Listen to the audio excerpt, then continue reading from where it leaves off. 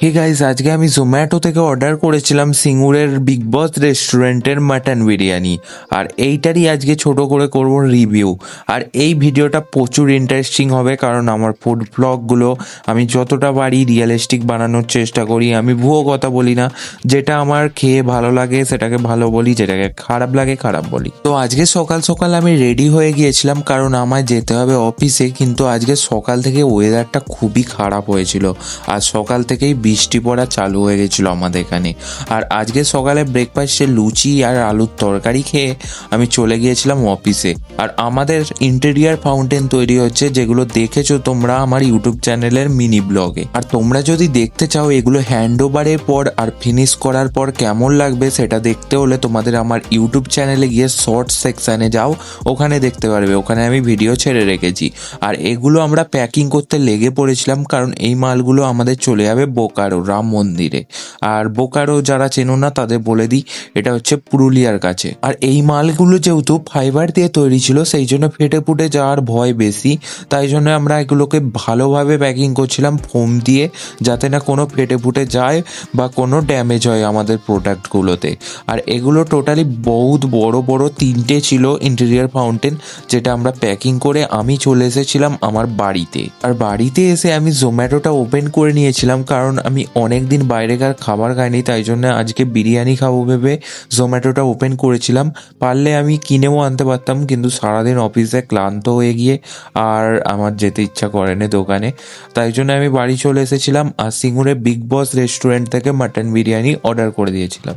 এবার এটা যখন অর্ডার করি, আমার ভাই বলেন যে ও খাবে, তো এই জন্য আমি দুটো একসাথে অর্ডার করিনি, দুটো আলাদা আলাদা রেস্টুরেন্ট থেকে অর্ডার করেছিল। আমারটা তো এসে গিয়েছিল মাটন বিরিয়ানি, যেটা আমি ওপেন করে নেবো একটু পরে। তার আগে আমার ভাইয়ের বিরিয়ানিটা আমি ট্যাবলেট থেকে অর্ডার করছিলাম, কারণ হচ্ছে আমার মোবাইলে একটা কুপন পড়েছিল যেটা আমি ইউজ করে ফেলেছি। আর আমার ট্যাবলেটে একটা কুপন পড়েছিল যেটা আমি এখন ইউজ করব। আর সেমই রেস্টুরেন্ট থেকে আমি আরেকবার অর্ডার প্লেস করে দেবো। তো আমি আমার রুমেতে এসে গিয়েছিলাম, একটা প্লেট নিচ থেকে নিয়ে এসেছিলাম। এবার গাইজ আমার বিরিয়ানিটা ওপেন করার পালা আর দেখার পালা যে বিরিয়ানিটা কেমন এসেছে।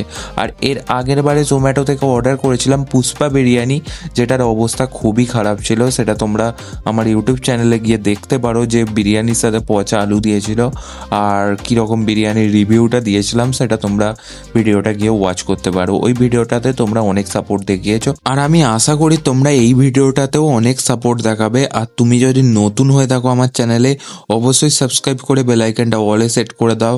আমার চ্যানেলে নতুন নতুন ভিডিও আসতেই থাকে। আর এখানে গাইজ আমি বিরিয়ানি বাক্সটা ওপেন করে নিয়েছিলাম। এবার যতটা এক্সপেক্ট করেছিলাম তার থেকে অনেক ভালো এসেছিল বিরিয়ানিটা। আর মাটনের যে সাইজটা ছিল অনেক বড় ছিল। আর মাটনের এবার টেস্টটার পালা, যে টেস্টটা ভালো ছিল কিনা সেটাই তোমাদের দেখাবো। আর আগের দিন গাইজ সব থেকে বেশি ডিসঅ্যাপয়েন্ট হয়েছিলাম পুষ্পা বিরিয়ানির আলু নিয়ে। আর আজকের দেখো বিরিয়ানিটার আলুটা আলাদাই, মানে নরম ছিল। আর সিঙ্গুরের আলু গাইজ ফেমাস সিঙ্গুরের আলু। এবার গাইজ মাটনটা ছিঁড়ে দেখা যাক। মাটনটা তো প্রথমেই বলেছিলাম মাটনের সাইজটা বেশ বড় ছিল আর বেশ ভালোভাবে সেদ্ধ হয়েছিল। এবার গাইজ মাটনটা খেয়ে বলতে হবে যে কেমন হয়েছে। তো বিরিয়ানিটাও খেয়ে আমি তোমাদের রিভিউ দেবো, যে সত্যি ভালো হলে ভালো বলবো, খারাপ হলে খারাপ বলে দেবো। মুখের ওপর আমার কোনো যায় আসে না। আর আমি এই রকমই ফুড ব্লগিং করি, যেরকম আমার করতে ভালো লাগে। তো গাইজ এবার বিরিয়ানিটা খেয়ে বলা যাক যে কেমন হয়েছিল। বিরিয়ানিটা খেয়ে আমার যেটা মনে হয়েছিল, বিরিয়ানিটার টেস্ট ভালো, মানে অ্যাভারেজ, মোটামুটি ভালোই। মাটনটাও ভালো সেদ্ধ হয়েছিল। আর এটা আমার প্রাইস পড়েছিল 160 টাকা।